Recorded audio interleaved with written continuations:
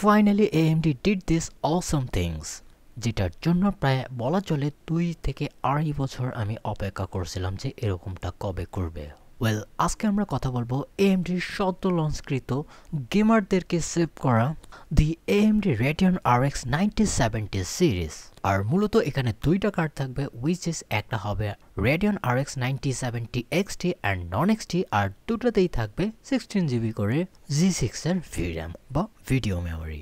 And আপনারা কথার tone শুনেই বুঝতে পারছেন যে আমি আসলে কতটা এক্সাইটেড, এবং আপনারাও যাতে বঞ্চিত না হন সেই জন্যই আমি এই ভিডিওটা আপনাদের জন্য নিয়ে আসলাম। এখানে শুধুমাত্র যে বেঞ্চমার্ক বা হার্ড টু হার্ড লাইনেই কাজ হবে বা কথা হবে এরকমটা না, আমরা ওভারঅল এই কার্ডটা আপনার জন্য এবং বাংলাদেশি বায়ারদের জন্য কীরকম হবে সেই বিষয়ে আজকে আলোচনা করব। ওয়েল, তো আপনার যদি ইন্টারেস্ট থেকে থাকে এরকম ভিডিওর উপরে, তো ভিডিওটির শেষ পর্যন্ত থাকতে পারেন। আর এক্সাইটমেন্টে 1 মিনিট নিয়ে নিয়েছি ইন্ট্রো দিতে। অলরাইট, কার্ডের বেঞ্চমার্ক বা পারফরমেন্সে যাওয়ার আগে কিছু ইনিশিয়াল বিষয় সম্পর্কে অবগত করতে চাই। এটা কতটা দরকারি ছিল গ্রাফিক কার্ড মার্কেটে।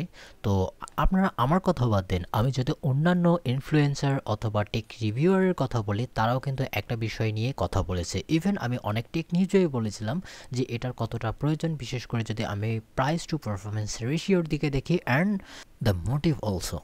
বাই দ্য ওয়ে, এই গ্রাফিক কার্ড দুটি অবশ্যই RDNA 4 আর্কিটেকচারের, স্পেসিফিকলি এটা Navi 48-এর XTX শিটকে ব্যবহার করতে পারে, অর্থাৎ আমি ডাই ভ্যারিয়েন্টের কথা বলছি। আর নন XTটা হতে পারে নর্মাল XT। হয়তোবা আমি মেনশন করে দিব আসলে এক্স্যাক্ট ডাই কি ব্যবহার করছে। আর এক্ষেত্রে সাহায্য নেওয়া হয়েছে TSMCর, কারণ তাদের N4P নোড ইউজ করা হয়েছে এখানে, যার ট্রানজিস্টর কাউন্ট অ্যারাউন্ড এটা 54 বিলিয়নের কাছাকাছি, টু বি এক্স্যাক্ট 100 মিলিয়ন কম। আর এই মনোলিথিক ডাইটা বুঝতেই পারছেন যে অনেক বড়, তাও কিন্তু না। অ্যান্ড বেসিক যদি আমি কিছু টেকনিক্যাল স্পেসিফিকেশন সম্পর্কে আপনাদের অবগত করে সামনের দিকে মুভ করি, তো আপনারা পড়েও নিতে পারেন। তারপরেও বলছি এটা আমি টপ এন্ডার কথা বলছি, তার পাশাপাশি আপনারা নন এক্সটিরও বিষয়গুলো আপনারা জানতে পারবেন। তো আর একটা বিষয় ইনক্লুড করে, আপনারা যারা আমার ভিডিও প্রথমবার দেখছেন হয়তোবা আপনারা কনফিউশনে পড়ছেন যে এটা আসলে এরকম কেন, কারণ AMDর তো এরকম নামের বা এরকম জিপিইউ ফ্ল্যাগশিপে আসার কথা, সেটা কোনো মিসিং দেখছি। ওয়েল, তো কোনো এক অজ্ঞাত কারণবশত AMD তাদের ফ্ল্যাগশিপ জিপিইউকে একটু পজ করে দিয়েছে। আমি জানি না তাদের সামনের প্ল্যান কি, তবে হ্যাঁ, মিড রেঞ্জ বা হাই এন্ডের কাছাকাছি ক্যাটাগরিতেই আমি এটাকে রাখবো। যদিও এটা 70-র সাথে কম্পেয়ার করেছে, তো সেক্ষেত্রে একটু কনফিউজিং হয়ে যায়। এবার ফ্ল্যাগশিপ আসছে না, আসলেও সামনের দিকে আমরা বুঝতে পারবো। আর এখন যদি মুভ করি স্পেকের দিকে, তো সেক্ষেত্রে এবার কম্পিউট ইউনিট হিসেবে থাকছে মাত্র 64টি এক্সটির জন্য, আর নন এক্সটির জন্য 56টা। তবে এখানে শেডিং ইউনিট ওই ক্যালকুলেশন অনুযায়ী হয়ে যায় এখানে 4096 এবং 3584, যেটা নন এক্সটির জন্য। আর টিএমএস থেকে শুরু করে টেনসর কোর বা আরটি কোরের কথা বলি, টেনসর কোর এখানে বলা যাবে না, তারপরে এটা যেহেতু এনভিডিয়ার একটা সুপ্রিমেসিকে হোল্ড করছে, তো সেক্ষেত্রে আমরা 128 ধরতে পারি। আর রে ট্রেসিং কোর থাকছে 64, যেটা আবার এবারই প্রথম ইনক্লুড করা হয়েছে hardware base RT course. Clock এখানে আপনারা অ্যারাউন্ড 3 গিগাহার্জের কাছে দেখতে পারেন, অবশ্য একটু কমাবাড়া করবে। আর যদি আমি কথা বলি নন এক্সটির, সেটা একটু কম থাকবে। আর মেমোরি হিসাবটা বললাম যে কাছাকাছি সিমিলার, অর্থাৎ G6 এর 16 gigs অফ মেমোরি। আর দুইটারই প্রায় ইফেক্টিভ ব্যান্ডউইথ সিমিলার, অর্থাৎ 20 Gbps এর মতো, যার অর্থাৎ দুটা কার্ডের টোটাল ব্যান্ডউইথ হচ্ছে 644 Gbps। বাই দ্য ওয়ে, এমনটা না যে তারা এর আগে থেকেই আরটি কোর বা এই ধরনের কোর্সকে ব্যবহার করেছে, তবে এবার 3rd জেনারেশনে ইমপ্লিমেন্ট হয়েছে সেটা আরেকটুখানি অ্যাডভান্স আর অ্যালোকেট করে দিয়েছে বিশাল একটা পোর্শনকে। সেক্ষেত্রে আমি আর কি বলছিলাম। আর যদি টিডিবির দিকে দেখি 304 থেকে 220, আর এখানে সর্বোচ্চ দুইটা 8 পিনের পাওয়ার কানেক্টর হলেই হয়ে যাবে। আর ডিসপ্লে আউটপুটের কথা বললে এখানে HDMI 2.1B এবং ডিসপ্লে পোর্টের 2.1A, দুইটা কার্ডেরই প্রায় ডুয়েল স্লট ডিজাইন। আর যদি কথা বলি বাস ইন্টারফেসের, তো PCI Express Gen 5 এর 16 লেনকেই ব্যবহার করবে, তবে আগের হলেও সমস্যা নেই। By the way, peak performance আপনার স্ক্রিনে বেশি আসবে। তো তো এখন আমরা চলে আসব পারফরমেন্সে। আসলে এটা কীরকম পারফরমেন্স করছে, বিশেষ করে তারা তো বলছিল যে আমরা 4K ক্যাপেবল কার্ড বানিয়েছি, আবার $600 প্রাইস ট্যাগের মধ্যেই। অর্থাৎ আমি প্রাইস হয়তো বা বলতে ভুলে গেছি, $600 অ্যান্ড নন এক্সটির জন্য $550। তবে ডিপেন্ড করবে আপনি কোন এআইবি এবং কোন ভেরিয়েন্টগুলো নিচ্ছেন। তো বেঞ্চমার্কে যাওয়ার আগে ইম্পর্টেন্ট কিছু কথা, আসলে এই কার্ডগুলো কার সাথে কম্পিট করবে, আর এতক্ষণ থেকে যে বলছিলাম তারই বা পজিশন কি, এটা মূলত আপনাদেরকে বলি।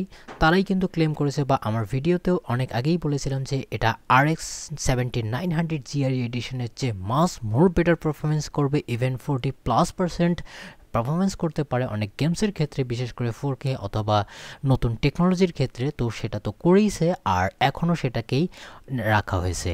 আর তার সাথে থাকবে RX 8700 XTর মতো জিপিইউ। এনভিডিয়ার পক্ষ থেকে থাকবে একবারে নতুন গ্রাফিক কার্ডগুলো লাইক RTX 5070 থেকে শুরু করে 70 Ti, 80, 90কে কোনোভাবেই এখানে আনা যাবে না, কোনোভাবেই ফেয়ার হবে না। তার আগে এনভিডিয়ার কার্ডেরও প্রাইস কিছুটা জেনে নেওয়া ভালো। এখানে যদি আমি RTX 5070-এর কথা বলি, তো এটা $500 মধ্যেই সীমাবদ্ধ, এবং $750 হচ্ছে টি এর জন্য। তবে এটা বর্তমান সময়ের জন্য পাওয়াটা খুবই কষ্টকর একটা বিষয়। তারপরেও এটা অফিসিয়াল প্রাইসের ভিত্তিতে বাকি হার্ডওয়্যারের স্পেক অর্থাৎ টেস্ট বেঞ্চের জন্য নিচে দেয়াই থাকবে। আর এটা আমি কালেক্ট করেছি হার্ডওয়্যার নেক্স চ্যানেল থেকে।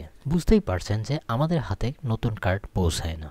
তো গেমিংয়ের ক্ষেত্রে তো তারা বারবার বলছিল যে আমরা 4K ক্যাপেবল গেমিং কার্ড নিয়ে এসেছি এই বাজেটের মধ্যে। তো সেক্ষেত্রে কেননা 4K কেও রাখা যায়, আর তার সাথে অবভিয়াসলি থাকবে 1440p 1080p-কে এবার এমনভাবে সাইড করা হয়েছে যেটা আমরা বিরিয়ানি থেকে এলাসকে করে থাকি। দেখি এলেন ওয়েক 2 এর মতো গেমসে এখানে কীরকম পারফরমেন্স করতে পারে। হাইয়েস্ট ডিটেল সেটিংসে এখানে আপনারা দেখতেই পারছেন যে অ্যারাউন্ড এটা 90-র মতো এপিএস করতে পেরেছে। লো বা অন্যান্য কার্ডের মার্কগুলো একটু চেক করে নেবেন পজ করে করে, তাহলে আপনাদের সুবিধা হবে। আমি ইন জেনারেল বলছি, অর্থাৎ 90-এর কাছাকাছি ফ্রেম এসেছে, আর 4K-র ক্ষেত্রে প্রায় বলা যায় 50। এটা অ্যাভারেজের কথা বলছি, আর আমি অ্যাভারেজেই বলে যাব। আর তার নিচেরটা করতে পেরেছে প্রায় 78-এর কাছাকাছি। নিচেরটা বললে বুঝতে হবে যে আমি নন এক্সটির কথা বলছি, আর ওপর দিকে প্রায় 44-এর কাছাকাছি। তো এখন দেখি এনভিডিয়ার RTX 5080 কোন জায়গায় পজিশন করে। তো 92-এর মতো করতে পেরেছে 1440p-তে সিমিলার সেটিংসে, আর অপর দিকে করতে পেরেছে 4K-র ক্ষেত্রে 55, অর্থাৎ 5-এর ব্যবধান, অর্থাৎ FPS-এর ব্যবধান। RTX 5070-র তো অবস্থা খুবই করুণ। অপর দিকে যদি আমরা RX 7900 XTর কথা বলি, সেটার অবস্থাও অনেকটাই করুণ দেখা যাচ্ছে। অর্থাৎ আমি এটাকে কম্পেয়ার করে দিতে চাই বর্তমান সময়ের কার্ডের সাথে। আর যদি কথা বলি জিআরই এডিশনের, তো এখানে তো ধরাশায়ী হয়ে গেছে 4K এবং 2K রেজলিউশনের ক্ষেত্রে, আর 7800 XTর কথা নাই বললাম। দেন যদি কথা বলি ডুম ইটারনালের মতো গেমসে, তো এখানে আপনারা অ্যারাউন্ড অথবা অলমোস্ট 425-এর কাছাকাছি এপিএস দেখতে পারছেন, আর অপরদিকে 4K-র ক্ষেত্রে পাচ্ছেন এখানে 242-এর কাছাকাছি, যেটা অবশ্যই RTX 5080-র চেয়ে স্লাইটলি তো কম বলবই। তবে হ্যাঁ, এখানে কম্পিট করেছে RTX 5070 Ti এর সাথে। এখানে নাম নিশান দেখতে পারছি না RTX 5070-র। ইভেন যদি আমি কথা বলি নন এক্সটির, সেটাও কিন্তু প্রায় সিমিলারলি পারফরমেন্স করেছে। সিমিলার কি বলবো, এর চেয়ে বেশি ভালো পারফরমেন্স করছে নন এক্সটিটা RTX 5070-র চেয়েও।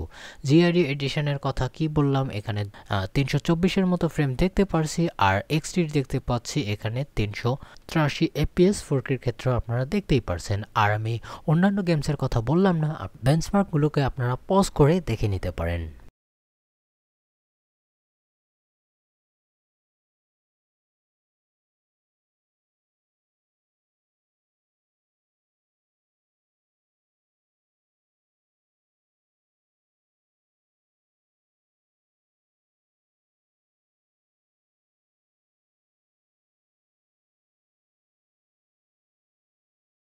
তো রেস্টোরেশন পারফরমেন্স দেখার পর আপনার অবশ্যই মনে প্রশ্ন আসতে পারে রে ট্রেসিংয়ের ক্ষেত্রে কি করতে পারে। ওয়েল, তো আপনাদেরকে বলি 3rd জেনারেশনের টেকনোলজি নিয়েও হয়তো বা এনভিডিয়াকে কোনোভাবেই টক্কর দিতে পারবে না অনেক গেমসের ক্ষেত্রে। বিশেষ করে যদি আমি ব্ল্যাক মিথ উকংয়ের কথাও বলি, নতুন যেটা টাইটেল এসেছে, 4K হিসেব তো বাদই দিন, 1440p-তেও খেলা পর্যন্ত খুব একটা টাফ হয়ে যাবে মাত্র, অর্থাৎ আগের সিসি ক্যামেরার চেয়ে স্লাইটলি বেশি। সেক্ষেত্রে যদি আমরা এখানে RTX 5070-র মতো কার্ডের কথা বলি, অর্থাৎ $500 কার্ডের, তো সেক্ষেত্রেও আমরা 25-এর কাছাকাছি FPS দেখতে পারছি গেমিংয়ের ক্ষেত্রে 1440p রে ট্রেসিংয়ে।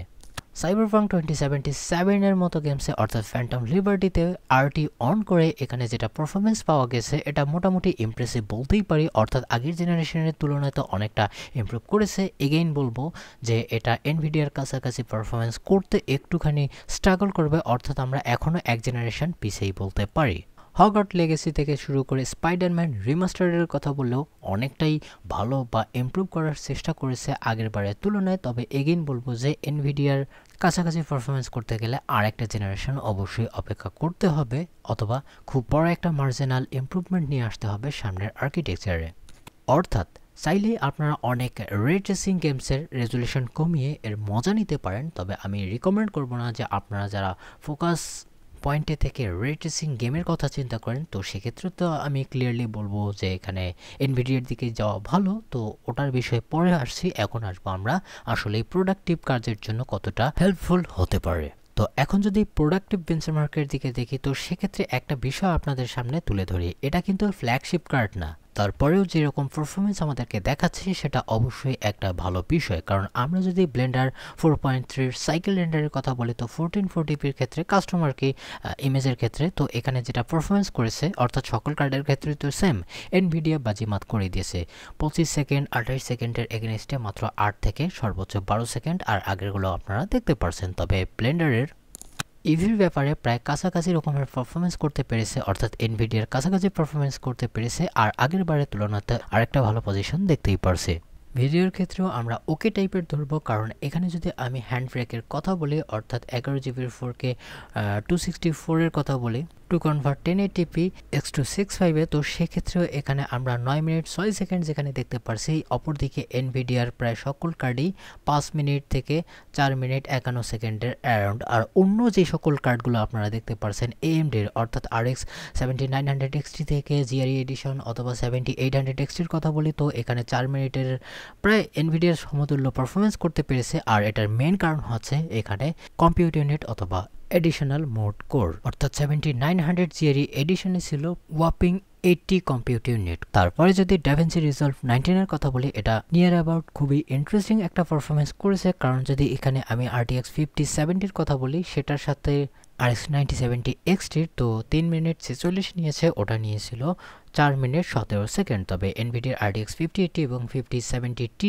এখানে প্রায় 3 মিনিটের নিচেই সময় নিয়েছে, আর অন্য কার্ডের অবস্থাও দেখতে পারছেন। আর DaVinci Resolve এর 4K H265 এর এই অবস্থা। তারপরে যদি আমি প্রিমিয়ারের কথা বলি অর্থাৎ 25 ভার্সনের, তো সেক্ষেত্রে আমরা ইমপ্রেসিভ দেখতে পারছি, এমন না যে খুব আহামরি ডিল, অর্থাৎ 5 মিনিট 5 সেকেন্ডের এগেনস্টে যদি এখানে 5 মিনিট পার সেকেন্ড থেকে 13 সেকেন্ড লেগে যায় RX 9070 সিরিজের, তো সেক্ষেত্রে কিন্তু এনভিডিয়া একটুখানি এগিয়েই থাকবে, অর্থাৎ 4 মিনিটেই কমপ্লিট করে 80 আর নর্মাল 70 করে 4 মিনিট 34 সেকেন্ড, অর্থাৎ মোটামুটি একটা মার্জিন দেখতে পারছি। আর অন্য কার্ডেরও অবস্থা দেখতে পারছেন।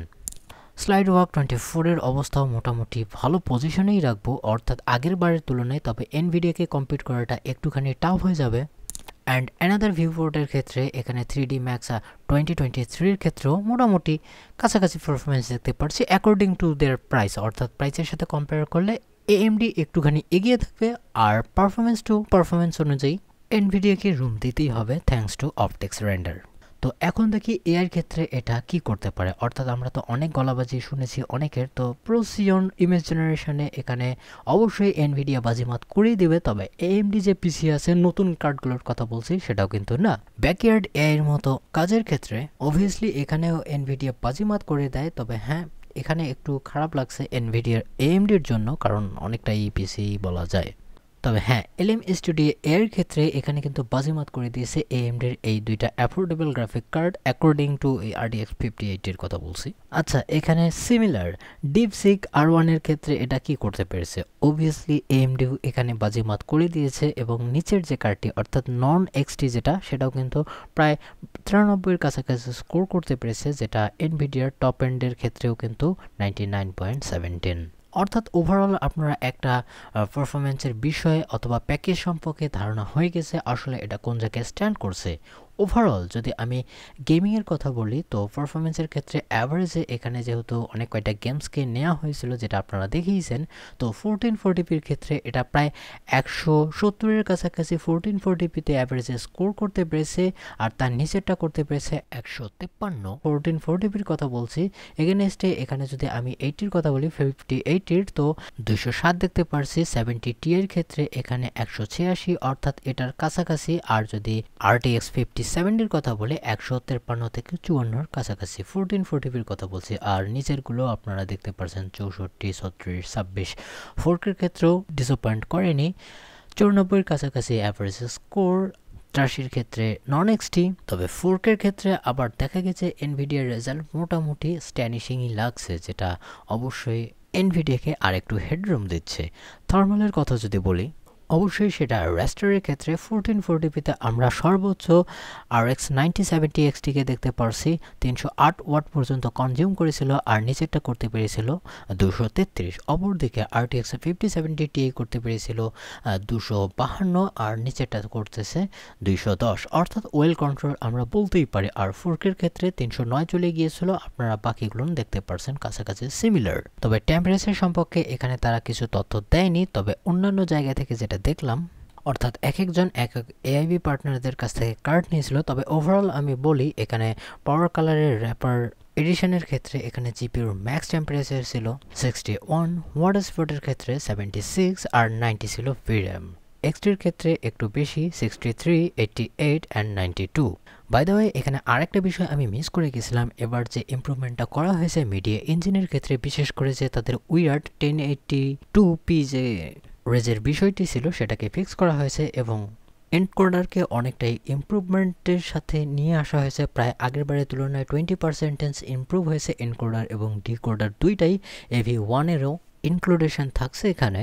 তো এখন চলে যাই আরেকটা বিষয়ে, অর্থাৎ যেটাকে তারা অনেক সময় ধরে টিজ করে আসছিল, সেটা হচ্ছে তাদের টেকনোলজি অফ সফটওয়্যার, অর্থাৎ এপিসারের কথা বলি। তো এবার 4K তারা অ্যানাউন্স করে দিয়েছে। তবে হ্যাঁ, বর্তমান সময়ের কার্ডগুলো ডিরেক্টলি ML বেস আপস্কেলিং করতে পারবে, যার ফলে ইমপ্রুভমেন্ট অথবা শার্পনেস নিয়ে কথা বলি তো প্রায় বলা যায় DLSS এর লেটেস্ট টেকনোলজির কাছাকাছি। একবার যে সুপিরিয়র হয়েছে তা বলবো না, তবে হ্যাঁ। আর তারা এটার সাথে আরেকটা বিষয় করেছে যে 30-র মতো গেমস আমাদের হাতে অ্যাভেলেবেল আছে, যেগুলো এপিসোড 4 বেস হবে, আর 75টার উপরেই আমরা করতে চাচ্ছি। দেন আমরা আপস্কেলিং গেমসগুলোর ক্ষেত্রে একটু মাত্রা আলাদার দিকেই যোগ করতে পারবো, আর এরকমটাই বলেছে AMD।